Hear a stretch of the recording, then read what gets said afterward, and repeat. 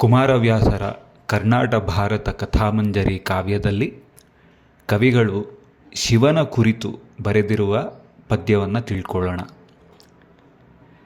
ಶರಣಸಂಗವ್ಯಸನ ಭುಜಗಾಭರಣ ನಮರ ಕಿರೀಟಮಂಡಿತ ಚರಣಚಾರು ಚರಿತ್ರ ನಿರುಪಮ ಪಾಳಶಿಖಿನೇತ್ರ ಕರಣ ನಿರ್ಮಳ ಭಜಕ ರಘಸಂಹರಣದಂತಿ ಚ ಮೂರು ಚರ್ಮಾಂಬರನೆ ಸಲಹುಗೆ ಭಕ್ತ ಜನರನು ಪಾರ್ವತೀರಮಣ. ಶರಣಸಂಗ ವ್ಯಸನ. ಶರಣರು ಅಂದರೆ ಶಿವಭಕ್ತರು. ಅಂದರೆ ಶರಣರ ಭಕ್ತಿಗೂ ಸಾಧಾರಣ ಭಕ್ತಿಗೂ ಭೇದ ಏನು ಅಂದರೆ, ಶರಣರ ಭಕ್ತಿಯನ್ನು ಪರಾಭಕ್ತಿ ಅಂತಾರೆ. ಅಂದರೆ ಶಿವ ಬಿಟ್ಟು ಬೇರೆ ಏನೂ ಬೇಡ ಅನ್ನುವ ಆ ಸ್ಥಿತಿಯಲ್ಲಿರುವ, ಆ ಉತ್ಕೃಷ್ಟವಾದ ಸ್ಥಿತಿಯಲ್ಲಿರುವ ಭಕ್ತಿ ಉಳ್ಳವರನ್ನು ಶಿವಶರಣರು ಅಂತಾರೆ. ಅಂತಹ ಶರಣರ ಸಂಘ ವ್ಯಸನ. ಅಂತಹ ಶರಣರಂದರೆ ಶಿವನಿಗೆ ವ್ಯಸನವಂತೆ, ಅಂದರೆ ಅವನಿಗೂ ಅಷ್ಟು ಪ್ರೀತಿಯಂತೆ. ಶರಣ ಸಂಘ ವ್ಯಸನ ಭುಜಗಾಭರಣ. ಭುಜಗ ಅಂದರೆ ಹಾವು. ಕಾಲರೂಪವಾದ ಹಾವನ್ನೇ ಆಭರಣವಾಗಿ ಉಳ್ಳವನಾದ್ದರಿಂದ ಅವನಿಗೆ ಭುಜಗಾಭರಣ ಅಂತಾರೆ ಕವಿಗಳು. ಅಮರ ಕಿರೀಟ ಮಂಡಿತ ಚರಣ. ಅಮರ ಅಂದರೆ ಮರಣವಿಲ್ಲದವರು, ಅಂದರೆ ದೇವತೆಗಳು ಅಂತ. ಅಮರ ಕಿರೀಟ ಮಂಡಿತ ಚರಣ. ಶಿವ ದೇವತೆಗಳಲ್ಲಿ ಒಬ್ಬನಲ್ಲ, ದೇವತೆಗಳೆಲ್ಲರಿಗೂ ಪ್ರಭು. ಆದ್ದರಿಂದ ದೇವತೆಗಳೆಲ್ಲರೂ ಶಿವನಲ್ಲಿ ಶರಣು ಹೊಕ್ಕಿ ಇರುತ್ತಾರೆ. ಹಾಗಾಗಿ ದೇವತೆಗಳೆಲ್ಲ ಶಿವನಲ್ಲಿಗೆ ಬಂದು ಶಿವನ ಪಾದಕ್ಕೆ ತಮ್ಮ ಕಿರೀಟಗಳ ಉಳ್ಳ ತಮ್ಮ ತಲೆಗಳನ್ನು ಬಾಗಿ ನಮಸ್ಕರಿಸುವಾಗ ಆ ಕಿರೀಟಗಳಲ್ಲಿರುವ ಮಣಿಗಳ ಕಾಂತಿಗಳಿಂದ ಶಿವನ ಪಾದಗಳು ಕಂಗೊಳಿಸುತ್ತಿವೆ ಅಂತೆ. ಅದನ್ನು ವರ್ಣಿಸ್ತಾ ಇದ್ದಾರೆ ಇಲ್ಲಿ. ಅಮರ ಕಿರೀಟ ಮಂಡಿತ ಚರಣ. ಶಿವನ ಪಾದಕ್ಕೆ ಸಹಜವಾಗಿ ಆಭರಣ ಇರುವುದಿಲ್ಲ. ಅವನ ಎಲ್ಲ ಆಭರಣಗಳು ಸರ್ಪಗಳೇ. ಆದರೆ ದೇವತೆಗಳ ಕಿರೀಟಗಳೆಂಬ ಆಭರಣಗಳಿಂದ ಶಿವನ ಪಾದಗಳು ಕಂಗೊಳಿಸುತ್ತಿವೆ ಅನ್ನೋದು ಕವಿಯ ವರ್ಣನೆ. ಚಾರು ಚರಿತ್ರ. ಚಾರು ಅಂದರೆ ಅಂದವಾದ, ಸೊಬಗಾದ ಅಂತ. ಚರಿತ್ರ ಅಂದರೆ ಶಿವನ ಕತೆ. ಶಿವನ ಕತೆಗಳೆಲ್ಲ ಅಂದವಾದವು, ಸೊಬಗಾದವು, ಇಂಪಾದವು ಅಂತಾರೆ. ಯಾವುವು ಶಿವನ ಕತೆಗಳು? ಕ್ಷೀರಸಾಗರ ಮಥನ ಸಮಯದಲ್ಲಿ ಬಂದ ವಿಷವನ್ನು ಬಂದು ಸ್ವೀಕರಿಸುವ ಕಥೆಯಾಗಿರ್ಬೋದು, ತನ್ನ ಭಕ್ತರನ್ನು ಅನುಗ್ರಹಿಸಿದ ಕಥೆಯಾಗಿರಬಹುದು. ಅನೇಕ ಕಥೆಗಳು ಶಿವನವು. ಪಾರ್ವತಿ ಕಲ್ಯಾಣದ ಕಥೆಯಾಗಿರಬಹುದು. ಇವೆಲ್ಲ ಮನೋಹರವಾದ ಕಥೆಗಳಾದ್ದರಿಂದ ಚಾರು ಚರಿತ್ರ ಅಂತಿದ್ದಾರೆ. ನಿರುಪಮ ಬಾಳಶಿಖಿ ನೇತ್ರ.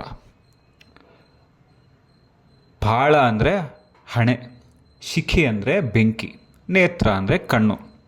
ಶಿವನಿಗೆ ಹಣೆಯಲ್ಲೊಂದು ಕಣ್ಣಿರೋದು ನಮಗೆ ತಿಳಿದಿರುವುದೇ. ಅದು ಅಗ್ನಿತತ್ವಕ್ಕೆ ಸಂಕೇತ. ಶಿವನ ಎರಡು ಕಂಗಳು ಸೂರ್ಯಚಂದ್ರರಿಗೆ ಸಂಕೇತವಾದರೆ ಮೂರನೆಯ ಕಣ್ಣು ಬೆಂಕಿ, ಅಗ್ನಿಗೆ ಸಂಕೇತ. ಆದ್ದರಿಂದಲೇ ಶಿಖಿನೇತ್ರ, ಫಾಲಶಿಖಿನೇತ್ರ ಅಂತ ಸಂಬೋಧನೆ ಮಾಡ್ತಿದ್ದಾರೆ. ಕರಣ ನಿರ್ಮಲ. ಕರಣ ಅಂದರೆ ಇಲ್ಲಿ ಅಂತಃಕರಣ, ಅಂದರೆ ಮನಸ್ಸು ಅಂತ ತಗೋಬೋದು. ನಿರ್ಮಲ, ಕರಣ ನಿರ್ಮಲ ಅಂದರೆ ಶಿವನ ಮನಸ್ಸು ನಿರ್ಮಲವಾದದ್ದು ಅಂತಾರೆ. ಆಹಾ, ಅಂದರೆ ಮಲಪೂರಿತವಾದ ಮನಸ್ಸು ಹೇಗಿರುತ್ತೆ? ಒಬ್ಬನಂದರೆ ಇಷ್ಟ, ಇನ್ನೊಬ್ಬ ಅಂದರೆ ಕಷ್ಟ, ಒಬ್ಬ ಅಂದರೆ ಪ್ರೀತಿ, ಇನ್ನೊಬ್ಬ ಅಂದರೆ ದ್ವೇಷ.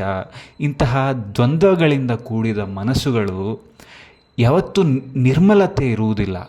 ಯಾವಾಗಲೂ ಯಾವುದೋ ಒಂದು ಉದ್ರೇಕ, ಆ ಮನಸ್ಸಿಗೆ ಶಾಂತಿ ಇರುವುದಿಲ್ಲ. ಈ ದ್ವಂದ್ವಗಳಿಗೆಲ್ಲ ಅತೀತವಾದ ಮನಸ್ಸಿಗೆ ಯಾವಾಗಲೂ ಶಾಂತಿ ಇರುತ್ತೆ. ಅಂತಹ ಶುದ್ಧವಾದ ನಿರ್ಮಲವಾದ ಮನಸ್ಸು ಶಿವನದ್ದು. ಅವನಿಗೆ ಯಾರ ಮೇಲೂ ಪಕ್ಷಪಾತವಿಲ್ಲ, ರಾಗದ್ವೇಷಗಳು ಮೊದಲಾದ ದ್ವಂದ್ವಗಳಿಲ್ಲ ಅನ್ನೋದು ಕವಿಗಳು ಇಲ್ಲಿ ಪ್ರತಿಪಾದನೆ ಮಾಡ್ತಿದ್ದಾರೆ. ಕರ್ಣ ನಿರ್ಮಲ ಭಜಕರಘ ಸಂಹರಣ. ಸರಿನಪ್ಪ, ಶಿವನ ಮನಸ್ಸು ನಿರ್ಮಲವಾದದ್ದು, ನಮ್ಮ ಮನಸ್ಸು ನಿರ್ಮಲವಾಗಿಲ್ಲ. ನಾವೇನು ಮಾಡೋದು ಅಂದರೆ, ಶಿವನನ್ನು ಆಶ್ರಯಿಸಿದರೆ ನಮ್ಮ ಮನಸ್ಸಿಗೂ ಆ ಸ್ಥಿತಿಯನ್ನು ಕೊಡ್ತಾನೆ. ಅದಕ್ಕೆ ಭಜಕರ ಅಘ ಸಂಹರಣ. ಅಘ ಅಂದರೆ ಪಾಪ. ಮನಸ್ಸು ನಿರ್ಮಲವಾಗಿ ಯಾವಾಗಿರುವುದಿಲ್ಲ ಅಂದರೆ, ನಮ್ಮ ಪಾಪಗಳ ಫಲಿತವಾಗಿಯೇ ಮನಸ್ಸಿಗೆ ಶಾಂತಿ ಇರುವುದಿಲ್ಲ. ಈ ಪಾಪಗಳನ್ನು ಪರಿಹರಿಸುವವನು ಪರಮಶಿವನಾದ್ದರಿಂದ ಅವನನ್ನು ಆಶ್ರಯಿಸಿದರೆ ಅವನು ಪಾಪ ಪರಿಹಾರ ಮಾಡಿ ನಮ್ಮ ಮನಸ್ಸಿಗೂ ಆ ನಿರ್ಮಲತೆಯನ್ನು ಕೊಡುತ್ತಾನೆ ಅನ್ನೋದು ಕವಿಗಳ ಪ್ರತಿಪಾದನೆ. ಭಜಕರ ಅಘ ಸಂಹರಣ ದಂತಿ ಚಮೂರು ಚರ್ಮಾಂಬರನೆ.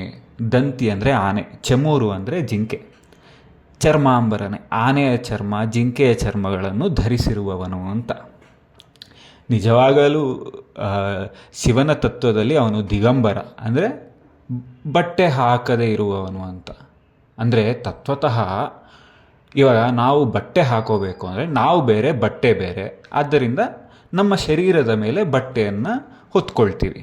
ಆದರೆ ಶಿವ ಎಲ್ಲವೂ ತಾನೇ ಆದ್ದರಿಂದ ಅವನು ಬಟ್ಟೆ ಹೇಗೆ ಹಾಕೋತಾನೆ? ಬಟ್ಟೆನೂ ಶಿವನೇ ತಾನೆ. ಅದು ಶಿವ ತತ್ವ. ಅದಕ್ಕೆ ಅವನಿಗೆ ದಿಗಂಬರ ತತ್ವವನ್ನು ಹೇಳ್ತಾರೆ. ಆದರೂ ಲೀಲಾಮಯವಾಗಿ